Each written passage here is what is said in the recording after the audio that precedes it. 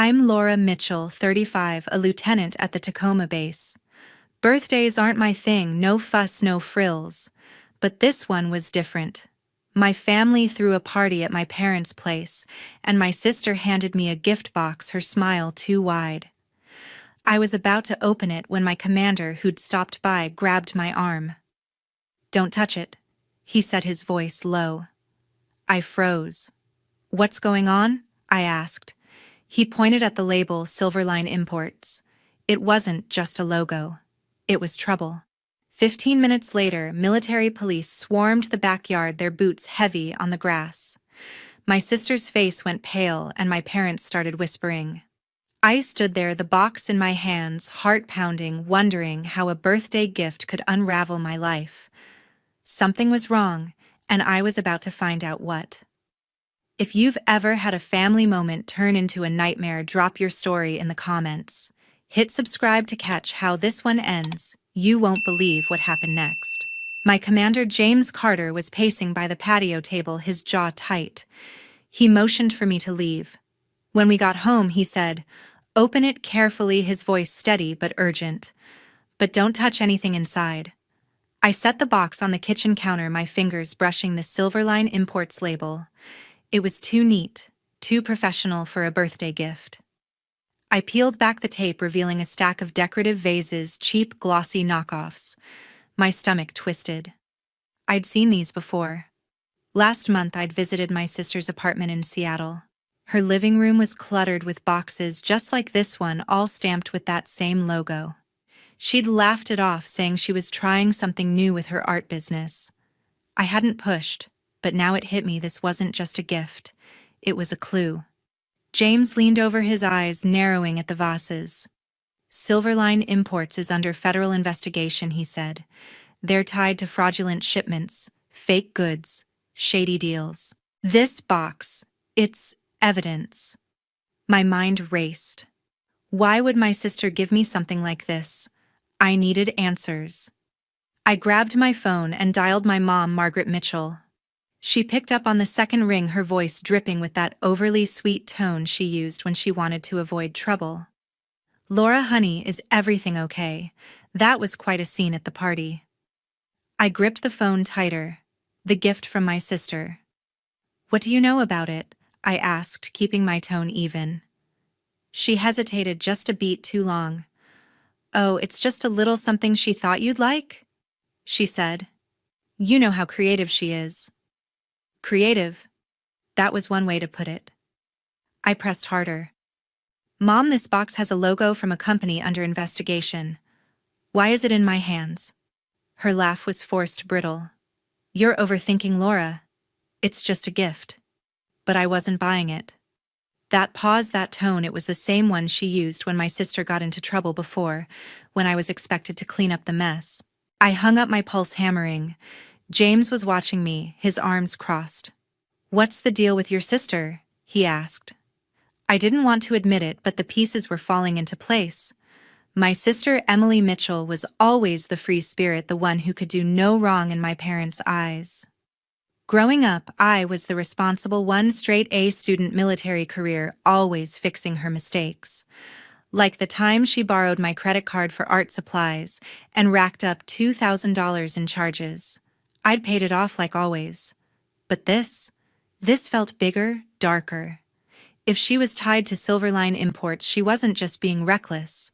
She was playing with fire. I turned to James. "I need to know more about this company," I said. He nodded, pulling out his phone to text someone at the base. "I'll get you access to the investigation files," he said. "But Laura, if your sister's involved, this could get messy. For you, for your career." I knew he was right. As a lieutenant, any hint of scandal could derail my promotion. But I couldn't let this go. I had to know what Emily was hiding and why she'd dragged me into it. The vases were just the start. I needed hard proof, and Sophie Turner, my friend and a sergeant at the Tacoma base, was the one to help me find it. The next morning, I met her in the base's IT room, where she'd pulled some strings to access secure servers. "Let's dig into Silverline Imports." I said, my laptop open to a DoD database James had unlocked for me. Sophie's fingers flew across her keyboard, pulling up email threads tied to the company. Within an hour, we founded a bank account under my name, Lieutenant Laura Mitchell, linked to a contract for Silverline Imports to supply equipment to a military contractor. My name, my rank, my signature. Except I'd never signed anything. My blood ran cold. This wasn't just fraud. It was a Department of Defense matter, and my career was hanging by a thread. Sophie scrolled through the records, her face grim. "This account was opened 3 months ago," she said. "It's tied to a $500,000 loan for business expenses. The contract's got your name all over it, Laura." I stared at the screen, the forged signature staring back like a betrayal. Only one person could have done this, my sister Emily.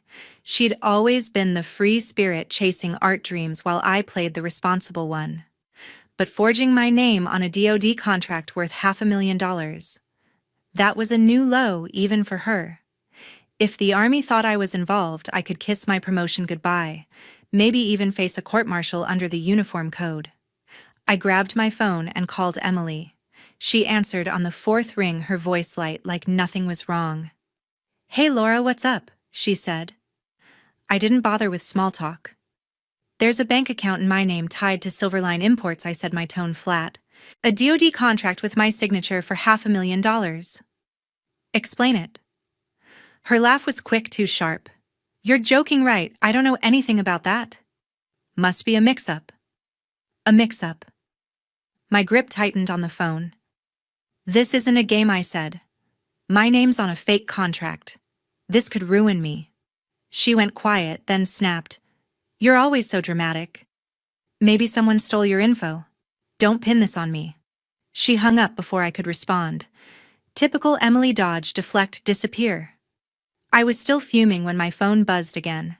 It was my mom, Margaret Mitchell. "Laura, we need to talk," she said, her voice soft but firm. I knew that tone. It was her fix, this voice. "What's this about, Emily?" I asked, already bracing myself. "Your dad and I heard about your call," she said. "You're upsetting her, Laura. She's sensitive. Whatever this is, let it go. We're family." I clenched my jaw. "Mom, she used my name on a military contract. This could ruin me." She sighed like I was the problem. "You're strong, Laura. Emily's not. Don't tear this family apart over a mistake." My dad, Thomas Mitchell, got on the line. "She's right," he said. "Don't make this public. It'll hurt us all." I hung up, my hands shaking. They were doing it again, protecting Emily, expecting me to clean up her mess. Growing up, I'd covered for her bad grades, her missed rent, her borrowed credit card. But this wasn't a small favor. This was my name on a DoD fraud case worth $500,000. Sophie looked at me, her eyes steady. "What's your next move?" she asked. I took a deep breath. "We keep digging," I said. "I need every email, every transaction. If Emily's behind this, I'm not letting her hide." Sophie nodded, already pulling up more files. My parents wanted silence, but I wasn't their fixer anymore. I was done playing the good daughter. It was time to face my family with the truth. On Saturday, I drove to my parents' house in Seattle, a folder of printed emails and a forged contract tucked under my arm. Sophie had helped me pull the documents from the DoD database, and they were damning a contract with Silverline Imports signed with my name, Lieutenant Laura Mitchell, for a fake equipment deal worth $500,000. My stomach churned as I parked outside the familiar craftsman-style house. This wasn't just about money. It was my career, my reputation on the line. If I didn't act, the Army might think I was complicit in a Department of Defense fraud case. I took a deep breath and walked inside, ready for a fight. My mom, Margaret Mitchell, greeted me at the door, her smile tight. "Laura, you didn't say you were coming?" she said, her voice edged with worry. My dad, Thomas Mitchell, was in the living room flipping through a newspaper. My sister Emily sat on the couch, her phone in hand, acting like nothing was wrong. I didn't waste time. I dropped the folder on the coffee table, the papers spilling out. "This contract has my name on it," I said, my voice steady. Signed for Silverline Imports to supply fake equipment to a military contractor worth $500,000. Explain it. Emily's eyes flicked to the papers, then back to her phone. I don't know what you're talking about, she said, her tone flippant. Sounds like a mistake. A mistake? My hands clenched. This isn't a mix-up, I said, pointing to the forged signature. My name, my rank on a DoD contract. This could get me court-martialed. My mom stepped forward, her hands clasped. Laura, calm down, she said. You're making a scene. Emily wouldn't do this. My dad set his paper down, his face stern. She's right, Laura. You're blowing this out of proportion. It's probably just a clerical error. I opened the folder, pulling out an email chain Sophie had found. This email sent from your account. Emily confirms the deal, I said. It's addressed to a contractor promising delivery of equipment that doesn't exist. My name's all over it. Emily's face paled, but she shrugged. Someone must have hacked me, she said, her voice sharp. Why are you always blaming me? I stared at her, the same excuse she'd used for every mess I'd cleaned up: her failed art shows, her unpaid bills. But this wasn't a bill I could pay off. This was my life. My mom's voice softened, that familiar fix, this tone. Laura, you're the strong one, she said. Emily's struggling. If this is a mistake, don't make it worse. We're family. My dad nodded. Think about our reputation, he said. If you take this to the authorities, it'll ruin us all. I felt the air leave the room. They were doing it again, closing ranks around Emily, expecting me to take the hit. Growing up, I'd been the one to fix her mistakes to keep the peace. But this time, it wasn't just about family. It was about my integrity, my career. No, I said, my voice cutting through the silence. I'm not covering for her anymore. This contract could land me in front of a military board.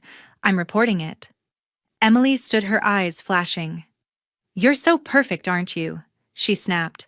Always playing the hero. You'll destroy everything just to prove a point. My mom grabbed my arm. Laura, please, she said. We can fix this quietly. I pulled away, my resolve hardening. You want to protect her, fine, I said. But I'm protecting myself.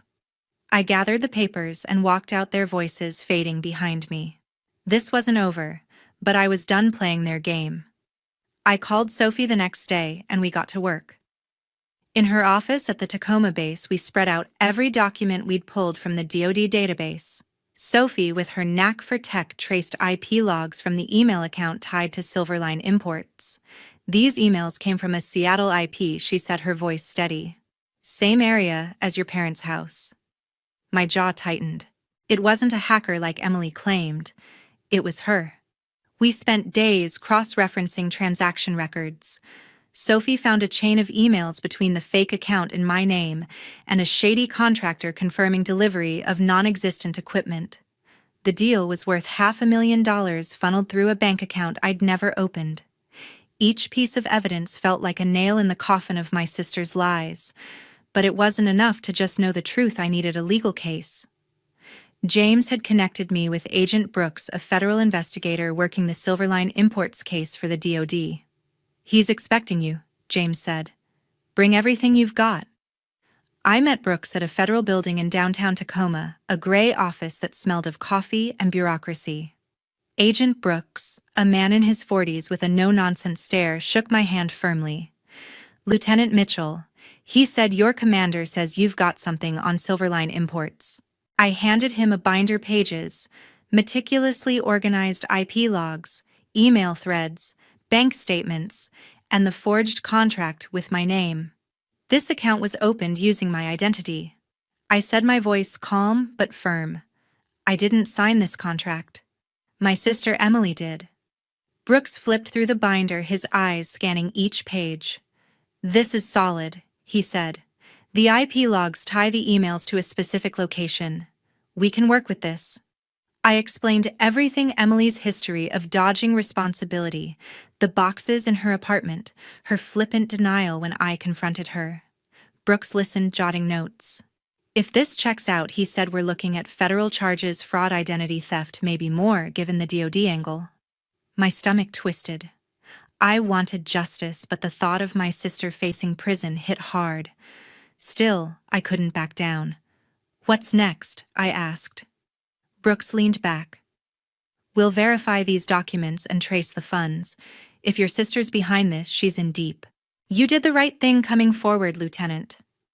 Back at the base, Sophie helped me finalize the report.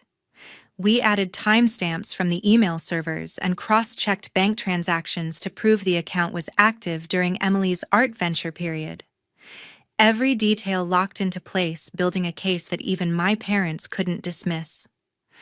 I thought about their pleas to keep it in the family, but this wasn't just about them anymore.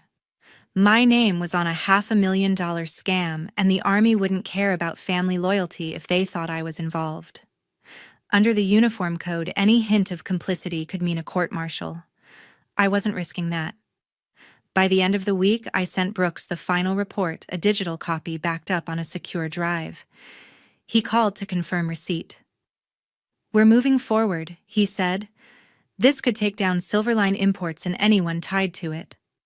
I nodded, my resolve firm. Emily had made her choices, and I'd made mine. I wasn't the family fixer anymore.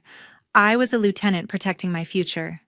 2 months after handing Brooks the evidence, I stood in a courtroom in Tacoma, ready to face the truth. The federal courthouse was cold, its wooden benches packed with lawyers and onlookers.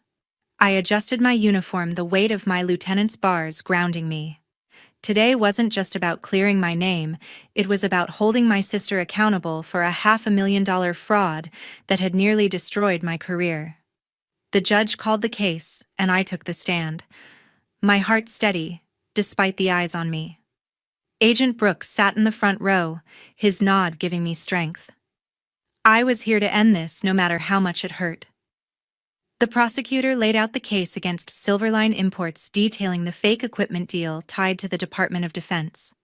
My name, Lieutenant Laura Mitchell, had been forged on a contract worth $500,000, a scheme to funnel money through a sham company. I testified about the evidence Sophie and I had uncovered: IP logs tracing emails to my parents' neighborhood bank statements showing funds moving through an account I never opened, and emails confirming the deal from an account linked to my sister. I had no knowledge of this contract, I said, my voice clear. My identity was used without my consent. Emily sat at the defendant's table, her face pale, her usual confidence gone. When her lawyer called her to testify, she stood, her hands fidgeting. "I didn't mean for it to go this far," she said, her voice cracking. "I needed money for my art business. I used Laura's name because I thought it would help get the deal through." The courtroom went quiet. My chest tightened, not from anger but from the sting of her admission. She'd known exactly what she was doing, risking my career for her own gain. The judge's gavel hit, and Emily was sentenced to 2 years of probation and community service. No prison, but her record was stained, her art dreams tainted. My parents, Margaret and Thomas Mitchell, were in the gallery, their faces drawn. The prosecutor revealed they were under investigation for attempting to conceal Emily's actions based on my testimony about their pressure to keep it in the family. No charges had been filed yet, but the scrutiny was enough to crack their perfect family image. My mom's eyes met mine, pleading, but I looked away. They'd chosen Emily over me, over justice, and now they faced the fallout. The judge cleared me of any wrongdoing, confirming my name was clean with the Army. My promotion was safe, my career intact. But as I left the stand, I felt no triumph, just a hollow ache. Outside the courthouse, Sophie waited for me, her uniform crisp. "You did it," she said, her voice soft. "You're free." I nodded, but the weight of my family's betrayal lingered. My parents had sent texts begging me to reconsider, to fix this for Emily's sake. But I was done being their scapegoat. The courtroom had given me justice, but it couldn't mend what was broken between us. Emily's actions had torn our family apart, and my parents' silence had sealed the rift. I walked away, ready to move forward, even if it meant leaving them behind. After the courtroom, I walked away from my family for good. It was time to rebuild my life. The weeks following the trial were quiet but not peaceful. My phone buzzed with texts from my mom, Margaret Mitchell, and my dad, Thomas Mitchell, asking me to talk things out for Emily's sake. I didn't respond. My sister's actions forging my name on a $500,000 contract had cost me too much. Their pleas to keep it quiet had only deepened the wound. I deleted their messages, blocked their numbers, and focused on what I could control: my career at Joint Base Lewis McChord. Back at the base, I threw myself into work. My commander assigned me to lead a new logistics project, a chance to prove myself after months of scrutiny. The weight of my lieutenant's bars felt heavier now, a reminder of what I'd fought to protect. I spent long hours in the office coordinating supply chains and mentoring younger soldiers. Sophie was there as always, checking in during breaks. "You're doing okay," she said one day, handing me a coffee. "Better than okay." I smiled, grateful for her support. She'd been my rock through the investigation, never questioning my choice to pursue the truth. Cutting ties with my family wasn't easy. Growing up, I'd been the one to hold things together, covering for Emily's mistakes, smoothing over arguments. But this time, their betrayal was too deep. Emily never apologized, never acknowledged the risk she'd put me in. My parents' silence during the trial, their willingness to protect her over me, made it clear where their loyalties lay. I didn't hate them, but I couldn't keep carrying their baggage. Setting that boundary was painful, but it was also freeing. For the first time, I was choosing myself. As I settled into my routine, I started to see the lessons in it all. Standing up for the truth had saved my career, but it had also shown me my own strength. I'd spent years trying to please my family, thinking it was my duty. But duty doesn't mean sacrificing your integrity. The Army taught me that, and this ordeal carved it into my core. I learned to trust my instincts, to lean on friends like Sophie and James, and to walk away from people who couldn't respect my worth. Those lessons weren't just for me, they were for anyone facing their own battles. To everyone who's followed this story, thank you. Sharing this hasn't been easy, but your support means the world. If you've ever had to stand up for what's right, even when it hurts, I hope my journey resonates with you. Please hit that subscribe button, it helps me keep sharing stories like this. Let's keep pushing forward together. My name is Shirley Hawkins.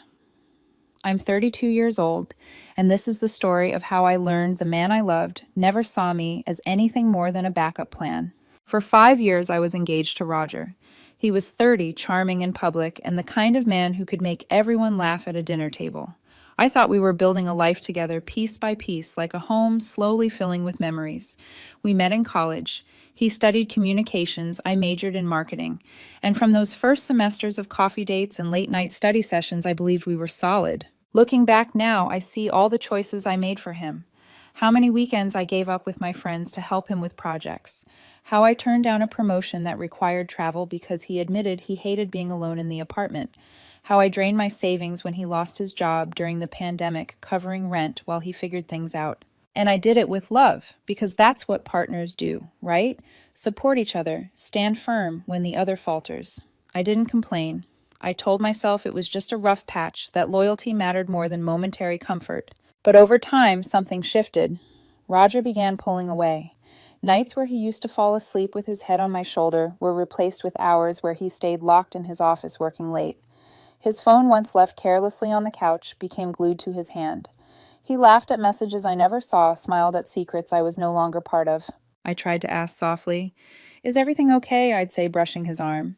He'd smile almost too casually. "Just work stuff. Don't worry." And I wanted to believe him. God, I wanted to believe him. Then came the night that shattered everything. I had borrowed his laptop, mine was charging in the other room, and I needed to check an email for work. A notification popped up in the corner before I even touched the keyboard. A direct message. The preview alone made my chest tighten. "You make me feel alive in ways she never could." I froze. My pulse quickened. Curiosity, or maybe dread, guided my fingers as I clicked. And there it was. Message after message between Roger and a woman named Sophie. Flirty, intimate exchanges, late-night confessions. He wasn't just venting, he was invested. My breath caught when I scrolled higher, only to stumble upon something worse. Screenshots he had shared in a group chat with his friends. Screenshots of me, of my texts, my photos, My moments of affection turned into the punchline of his jokes. The words cut deeper than any knife. Shirley's safe. She's my plan B. If Sophie and I don't work out, at least I'll have someone steady to fall back on. Another message. She's reliable, but God so boring. It's Netflix dinner repeat. No spark, no fire, just routine. My hands trembled as I read. Years of loyalty of sacrifice reduced to a cruel meme in a private chat. In that dimly lit living room, I didn't cry. I didn't scream. I sat motionless, the laptop's glow reflecting off my face, the silence pressing in around me. The betrayal was too vast to process at once, it numbed me like frostbite setting in. Had our entire relationship been a lie? Had I been so blinded by love that I mistook ridicule for devotion? I remember staring at the walls, the framed photos of us, smiling at weddings, on vacations, in silly matching Christmas sweaters.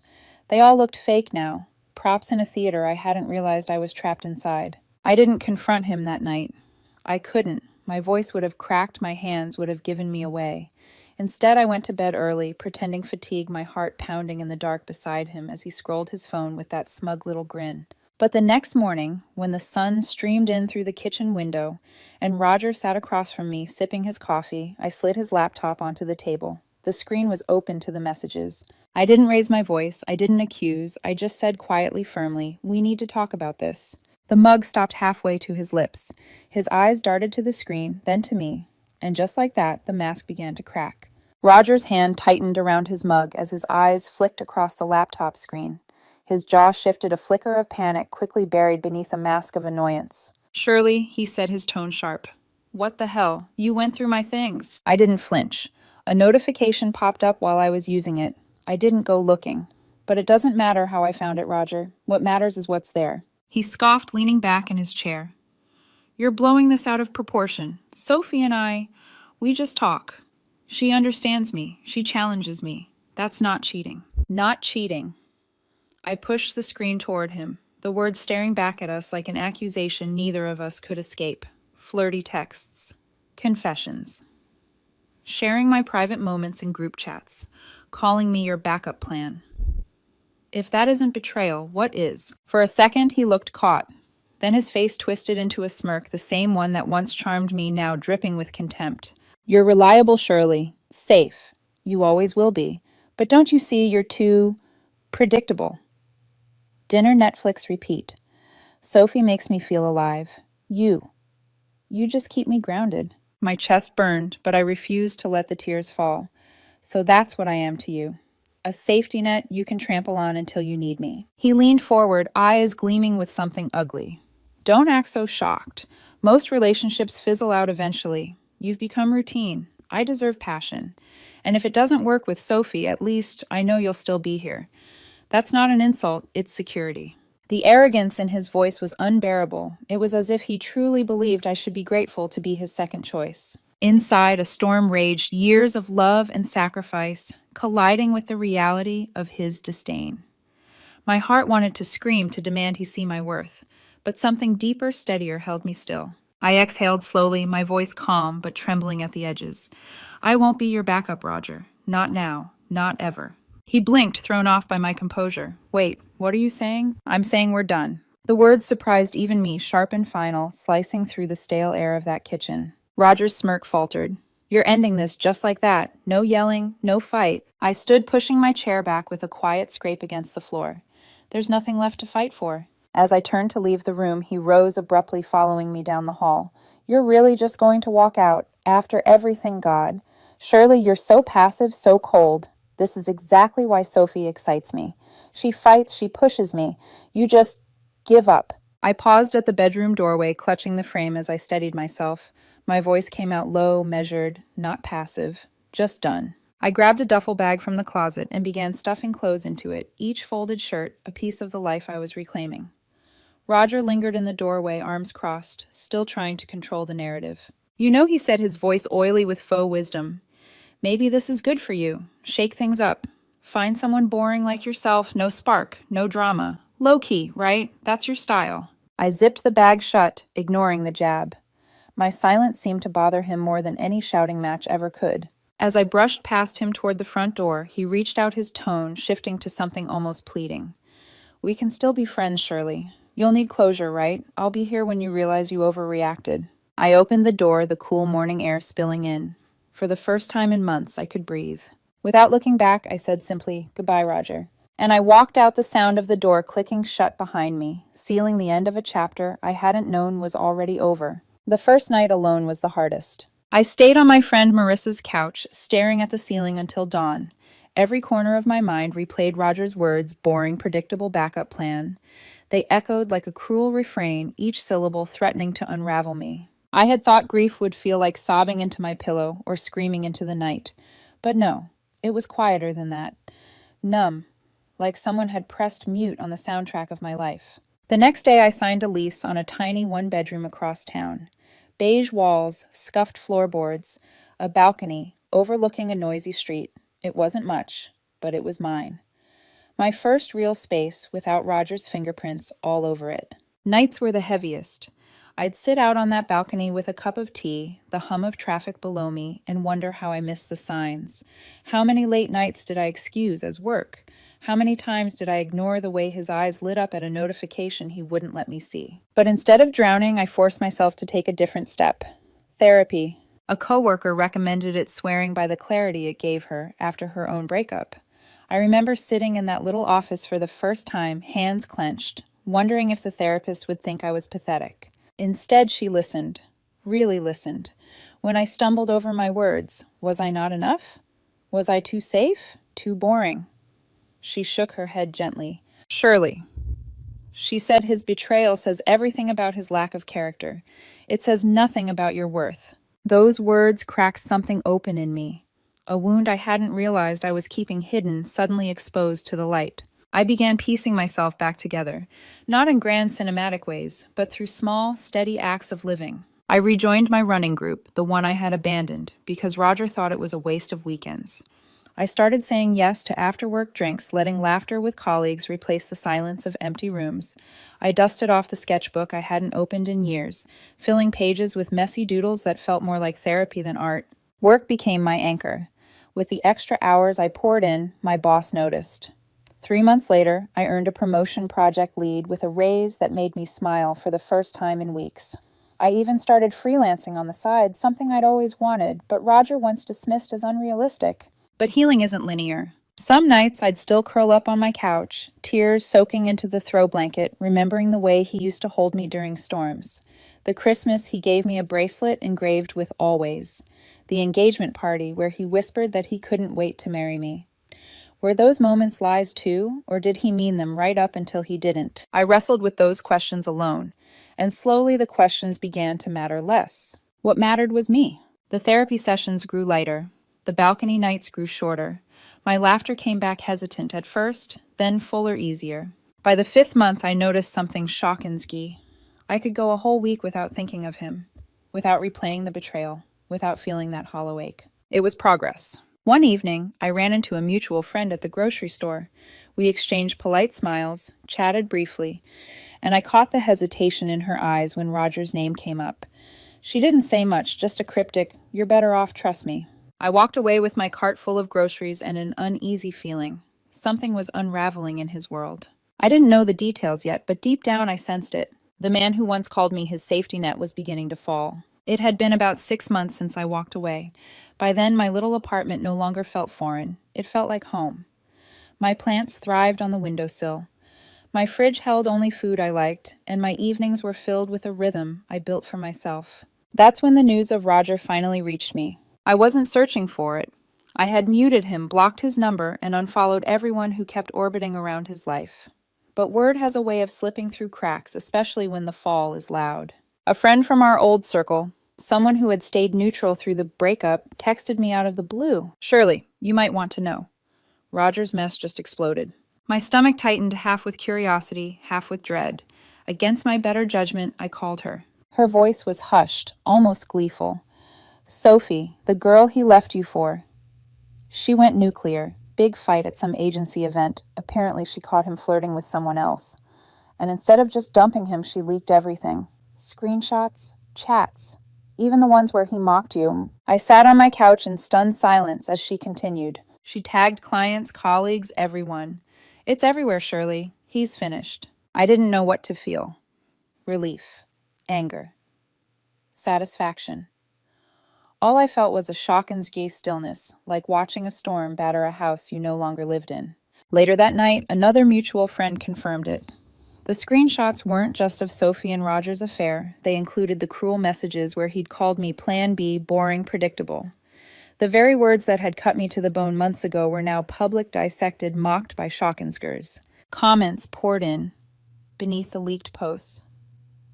What kind of man treats someone like that? He deserves everything coming to him. Imagine calling your fiancé your backup plan. Trash. The same people who once laughed along in his group chats were now distancing themselves, terrified of being tainted by association. His freelance gigs vanished. A big project he bragged about fell through when the sponsor pulled out, citing professionalism concerns. Even his closest friends ghosted him, unwilling to stand beside someone so exposed. Karma hadn't just tapped him on the shoulder. It had slammed him into the ground. I wish I could say I laughed, that I toasted the universe for finally balancing the scales, but instead I just sat by my balcony window, sipping tea, watching the city lights blur. It wasn't joy I felt, it was validation. For months I had questioned myself. Was I too boring? Too safe? Not enough. But now the world could see what I had always feared to admit: the betrayal was his flaw, not mine. And maybe, just maybe, the universe had handed me the closure I didn't know I needed. Still, I didn't reach out. I didn't comment. I didn't join the chorus of people tearing him apart. His downfall didn't need my voice. My silence spoke louder. The first message came late at night, a number I didn't recognize, the words short, almost timid. "Shirley, it's me. Can we talk? I miss you." For a moment, my heart stuttered. Old reflex.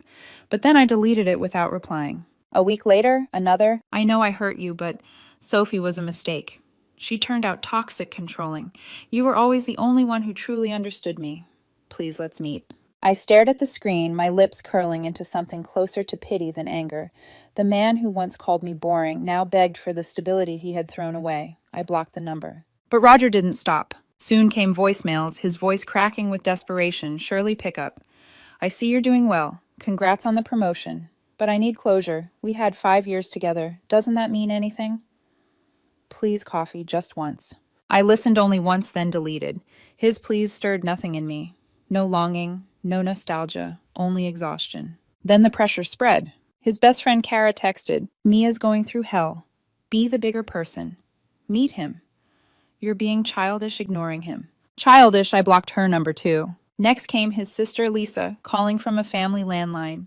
Her voice was sharp, almost scolding Shirley. "Listen. Roger messed up, yes, but family is family. Don't throw away years over one mistake. Come to dinner, we'll fix this." Fix this.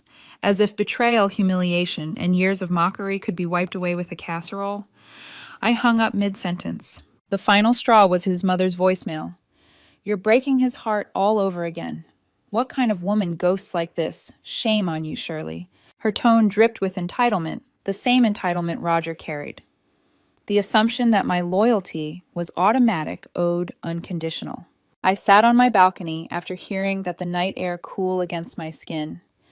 I realized something important. Then it wasn't just Roger, it was all of them. His circle, his family, the people who enabled him. They had all expected me to endure, to forgive, to stay. And for years I had, but not anymore. For the first time in a long time, I felt the weight lift from my chest. Their voices were just noise now, a distant echo. I wasn't his backup plan, I wasn't his safety net, I was done. It was almost a year to the day since I'd walked out of Roger's apartment.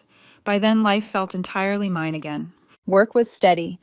My freelance projects kept me busy, and my evenings weren't haunted by loneliness anymore.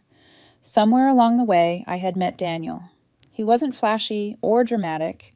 He was thoughtful, genuine, the kind of man who listened without judgment, who laughed with his whole chest, who saw me not as an accessory to his life, but as a partner in building one together. When he asked if I wanted to be his +1 to our friend Dave's birthday party, I said yes, without hesitation. The venue was a cozy, downtown loft. String lights draped across exposed brick walls, music humming softly as people mingled with glasses in hand. I hadn't seen many from that old circle in months. A part of me wondered if whispers about Roger's downfall would follow me, but with Daniel's hand warm in mine, I felt untouchable. Until I saw him. Roger. He stood near the bar, shoulders hunched, hair unkempt, eyes shadowed from sleepless nights. The man who once prided himself on being the center of attention now looked like a ghost clinging to relevance. Our eyes met. His widened with something like hope, then desperation. He pushed through the crowd, ignoring the awkward glances around him, and stopped right in front of me. "Shirley," he said, his voice hoarse. "Please, just 5 minutes. We need to talk." Daniel shifted beside me, protective but calm.